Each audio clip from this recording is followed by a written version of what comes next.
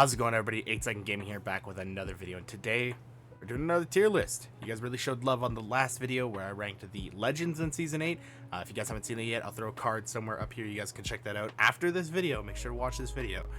But today we're going to go over the guns in Season 8. I'm really excited to do this one. I think I have a good feeling on where the guns should be going. I've talked to a lot of people about their feelings on the guns. I've played with a lot of the guns myself, and I'm really excited to do this one. I really like the guns in Season 8. I feel like a lot of them are fairly balanced. I think that some of them are a little overpowered, but I'm really feeling confident in this tier list. So let's jump into it. And if you guys like the video, make sure to leave a like on it. The more likes the video you get, the more that YouTube pushes it out to more people. The more people that see this video, the more my community grows. So I'd really appreciate that. If you like this video and you guys want to stay up to date with my content, I stream every day from Monday to Saturday on YouTube. So if you guys want to see some streams, see some gameplay live, ask me some questions there, make sure to subscribe, hit the bell to get notified when I go live. I post almost daily on YouTube. I'm trying to post a little bit more frequently. I do educational commentaries, tips and tricks videos. I'm working on a Watson guide right now, so yeah. But enough self-promotion. Let's hop into the guns. So starting off with the care package weapons. We're gonna throw the Prowler up here as well. So the Kraber, obviously S. Peacekeeper, S. Prowler, S. Obviously those guns go all the way up top. Kraber, one shot headshot. Peacekeeper has the choke, really good damage up close, and the Prowler has the fastest time to kill on burst and the second fastest time to kill on fully automatic. So really good guns there. All right, shotguns. Eva, really inconsistent for me personally, but it is actually technically a consistent shotgun up close and personal with Eva. You can put out a lot of damage, but I feel like you need to have a purple bolt with it. If you don't have a bolt with an Eva, it kind of falls off, so I'm gonna put it into C tier, only for the reason that you need a purple bolt on it, and without double tap it doesn't put out as much like fast hitting damage. So without the double tap, Eva goes into C tier. Mastiff obviously S tier. Mastiff is like the best ground loot shotgun that you can get. 112 to the body on a full thing. I know a lot of people really don't like it because you can hit a lot of 13s, but if you're hitting 13s, it's because you're not hitting your shots. You need to hit your shots in order to actually put some damage out with it. Mozambique, obviously this is no hammer points on the Mozambique. It's going into F tier. Mozambique with hammer points, I do believe that it is C tier because you can get some pretty good damage out with that. So I do enjoy a good hammer point Mozambique, especially with the Revenant meta right now. So Revenant has been seeing a lot more play in in ranked recently. So a lot of Revenant play. Hammer points do counter Revenant in his ultimate because it is technically flesh damage. So Mozambique can technically one-shot somebody back to the totem. So Mozambique, C tier. Hopping into the sniper rifles, triple take. I do believe that the triple take it can go into A or B. Triple take is a fantastic gun, can put out a lot of damage, but I'm going to put it into B tier. I do feel that my heart wants to put it into B tier. A strong argument could be made for A tier, but I'm just going to throw it into B tier because you have to really charge it up in order to really hit those shots, unless you're really close range with it. And if you're close range with it, then you should be fighting with your close range gun anyway. So like the medium to long range, you need to kind of charge it up a little bit. Medium, you don't have to charge it up as much, but long range, you definitely have to charge it up. So it's going to go into B tier. Sentinel, D tier. Sentinel, fantastic gun, does a lot of damage if you hit those headshots, but it's a high risk, high reward because you shoot one bullet and then it's like, all right, my kid's born. Oh, okay, my kid's entering elementary. Oh, okay, my kid's in high school. Oh, okay, my kid's graduated. He's a doctor now.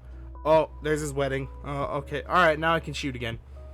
It takes millennia to fire the Sentinel again. The fire rate is what puts it down into D tier. If you're not hitting those headshots every single shot, your person's getting away. Whoever you're shooting at, they're gone. They're in cover. They've healed up. They've won the game. They're on to the next one by the time you can shoot again. So Sentinel, D tier. Longbow, I really like the Longbow. I love using the Longbow, but it is also D tier. It's 55 damage. You're basically using a wingman at that point. So it's basically a glorified wingman. It looks like a cooler wingman. So Longbow, D tier. Charge rifle is S tier. Obviously, it is a hit scan. It's hit scan. That's all I can say. It's hit scan. It is a high damage hit scan gun. So if you're not hitting your shots, if you're not hitting those maximum amounts of damage, it's just because you cannot track your target.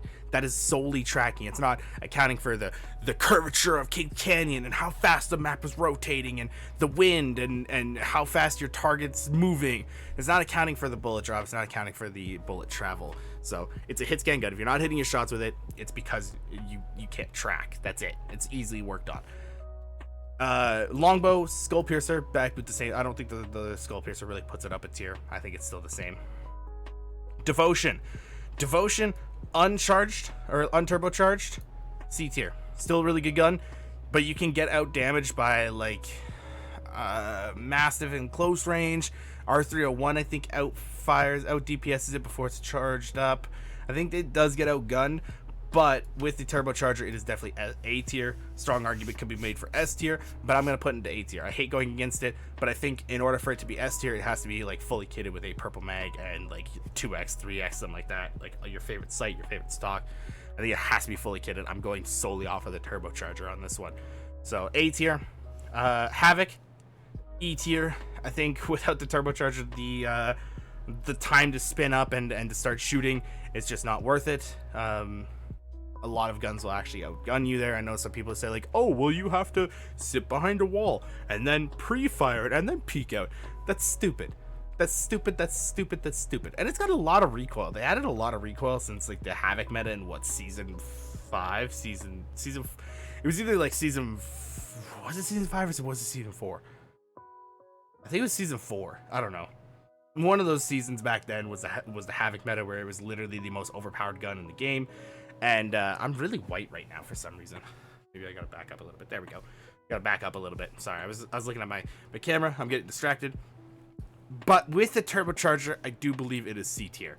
The recoil that they've added onto it just nah, it's not good. I've gotten outgunned with it many times.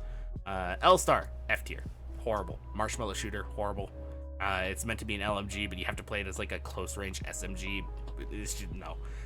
Flatline, no anvils, A tier. Falls off medium to long range fights. Falls off there. Solely because of the recoil. The recoil in the long range fights, you either have to tap fire it, and if you're tap firing, you may as well be using anvil receivers. So, Flatline, we're just gonna go ahead and put the Flatline with the anvil receivers into S tier because it doesn't fall off on those long range fights. But yeah, Flatline, so good in close range. Hipfire is amazing. Medium, like it puts out so much damage. Hemlock, A tier. The nerf that it received plus the reintroduction. Oh my god, I'm stuttering. Reintroduction of the anvil receivers. Just kind of phased that out a little bit. It could be placed in a B tier now, but it still does a lot of damage. Like you can hit for like 45 and 2 shots or something against a low profile. So Spitfire, I really want to put it in S, but I think I'm putting too many guns in S, so I'm gonna put it in A tier. Spitfire, really good this season. The damage upgrade, I don't understand it. Wingman, Spitfire, there's nothing to talk about. It's a good gun. It's a great gun. Does a lot of damage. 55 rounds in mag. If you don't think that Spitfire is good, then nothing that I can say is going to change your mind about that. So moving on to the Wingman.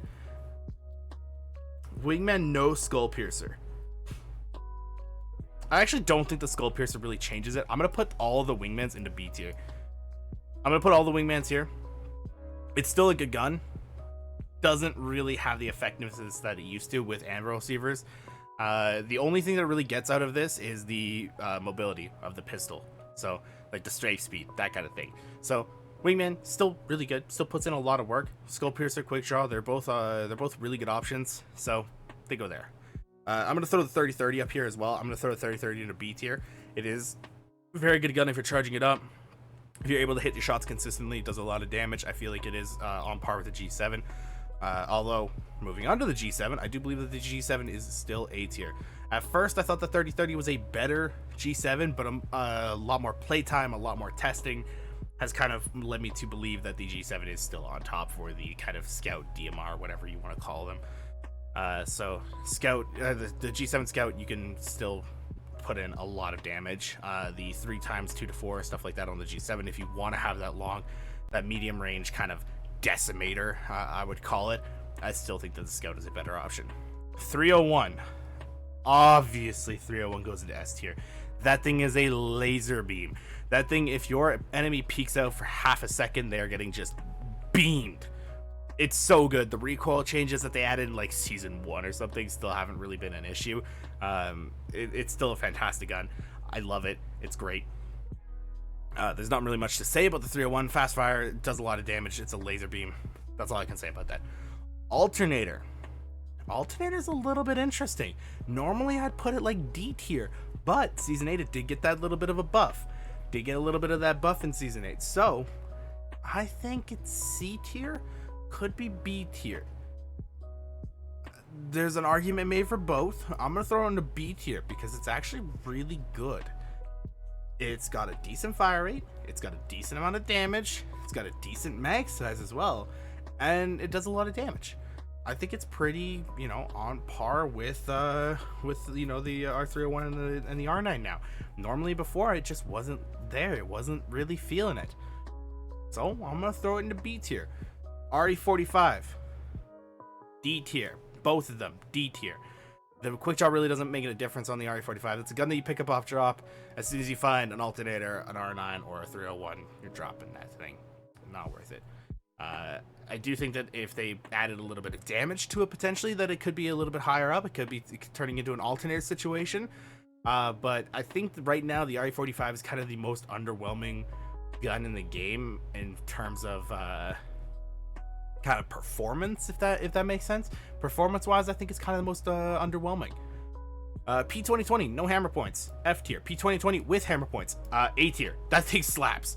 It is probably one of the most like slept on. I think that's the term that the kids are using these days. I think that's the most slept on gun right now, especially with the Revenant meta. Like I said, with the Mozambique hammer points, the Revenant meta coming in, hammer points are just so good. And especially if you have a trigger finger, if you can really pop those rounds off, it does a lot of damage, puts in a lot of work. I really love the gun. I run it a lot more often now, so I think it's pretty good.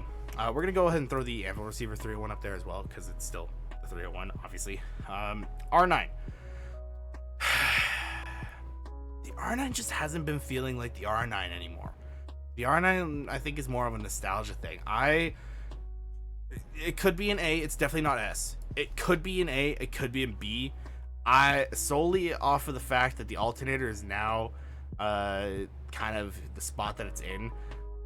I'm actually having such a hard decision with this because like the damage isn't as good as it, or like the damage is still good, but like it's just like all the other guns have kind of been moving up and like around, but the R9's just kind of been plateaued. It's been stagnant. It hasn't really been doing a whole lot. So I'm gonna throw it into A tier because I feel like if I throw it any lower than A tier, I'm gonna get a lot of hate comments and people are gonna start disliking the video. So I think I'm gonna throw it into A tier, just kind of to appease people. Volt, obviously S tier. These are all top tier choices. Like running those, obviously top tier choices. The Volt is the most versatile SMG. You throw a 2x on it, it can be used as a AR because of how stable it is. You throw 1x on it, or digi threat, run it as an SMG because it technically is an SMG. Has a pretty much like milliseconds away from time to kill from the R9 in the SMG category. Even with the Volt's nerf, 1 damage nerf, it still feels fantastic. It's still versatile. It's still amazing. The Volt is a fantastic choice, especially with the gold mags though. The gold mag 2x, like running the Volt as an AR with a Mastiff, perfect. I love that. I love it so much. But that is my tier list for the guns in season 8. If you guys agree with me or don't agree with me, please feel free to drop a comment down below. I would love to see what your thought process is on the guns, and maybe we can have a little bit of a friendly discussion. See if I can sway your opinion, if you can sway my opinion. I would love to chat with some people. Also, guys, please join the streams. I stream Monday to Saturday, 4 o'clock p.m. to 8 o'clock p.m. Mountain Standard Time. I've been solo queuing a lot lately this season. I'm around D3, D2, kind of on that threshold in between there. Last time I played, I was, I think, just barely into D2. So I've been solo queuing a lot. Been having a great time, so I would love to see some new friendly faces in the streams. And again, please guys, I know I sound like a broken record, but if you like the video, please drop a like. It really does help the channel out. And yeah, subscribe if you guys really want to see more content like this.